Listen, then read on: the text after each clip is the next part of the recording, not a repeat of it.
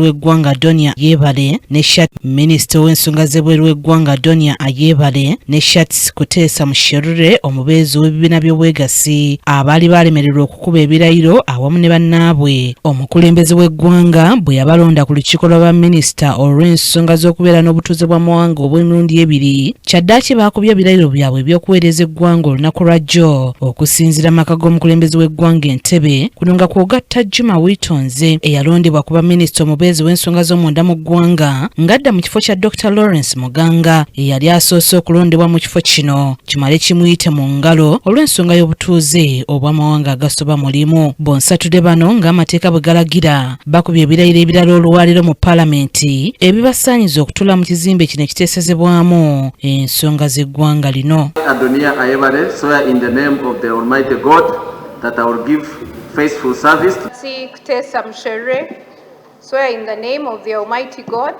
that I will be faithful and bear true allegiance to the Republic of Uganda, and that I will preserve, protect, and defend the Constitution. So help me God. I, Juma Witonze, swear in the name of Almighty God that I will give faithful service to this Parliament and support and uphold the Constitution of the Republic of Uganda as by the law established. So help me God. Bwe batyo beebazizza omukulembeze Yoweri Kaguta Museveni olw'okubalabamu omulamwa n'abalondo bayo mu bangi okuweereza naye. I will be as much as possible be present in this house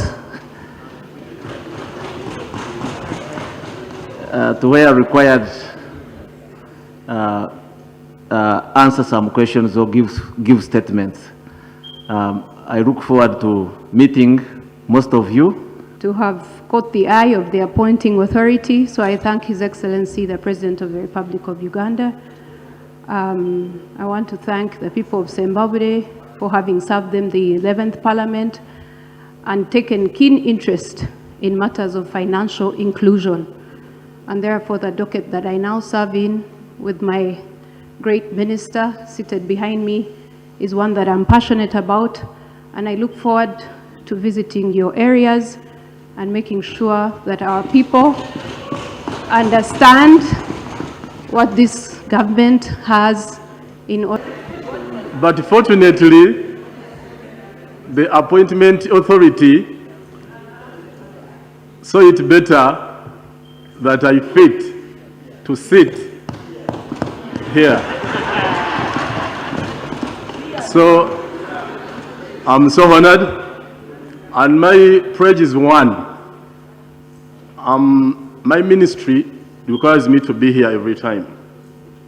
Right Honorable Speaker was briefing me, and I promise I will be here with you to answer your questions. Amyuka omukubiriza wa Palamenti Thomas Tayebwa bana bakubiriza okujjumbira entuula za Palamenti n'okulaba nga bakola ku nsonga ez'abalondesezza. The requirements of the law. Once you meet the requirements of the law, this Parliament will always pass you. We can never victimize anyone. It's just meeting the requirements. So I hope that is settled, and please count on our support as an institution to address the concerns within your sector. I request you to be attending the House regularly for ministers of state to support your ministers when they schedule to come here.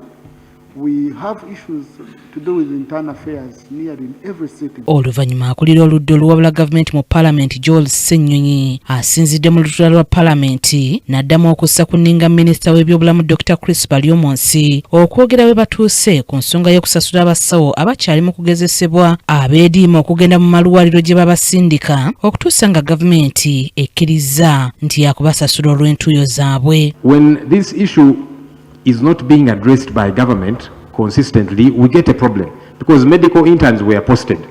Many have not reported to their postings. Why? They are saying they don't even have transport to get them there.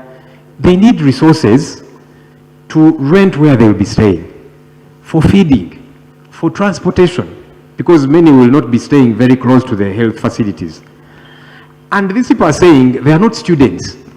They are medical doctors who are now on practice for the 1 year that is mandatory. Minisita Balyomunso atangazizza ku nsonga eno era n'asaba abasawo bonna bakyali mu kugezesebwa abaweereddwa gye balina okukolera okugendayo obutasukka nnaku z'omwezi 15 omwezi guno. Abasawo abafuluma bangi so ensonga ya budget yereetera enkyukakyuka naye abasawo gavumenti ebaagala ebawagira y'ensonga lwaki tugambye nti tetwagala mwana beere waka bonna bagende ku internship.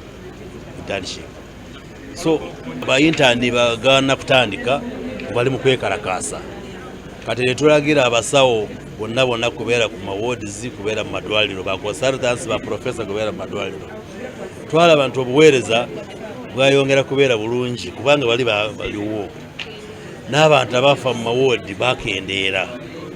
Kitegeeza nti oluusi abasawo baffe bakiitinga gavumenti ne balekera emirimu ba intern ate ba intern bakyali ku training babaleka ku mawodi okukola ku balwadde ngo tebaliiwo bali abasawo abakugu. Ssebugenyi Joseph yakusakidde eggulire lino ku KTV Amalindirire.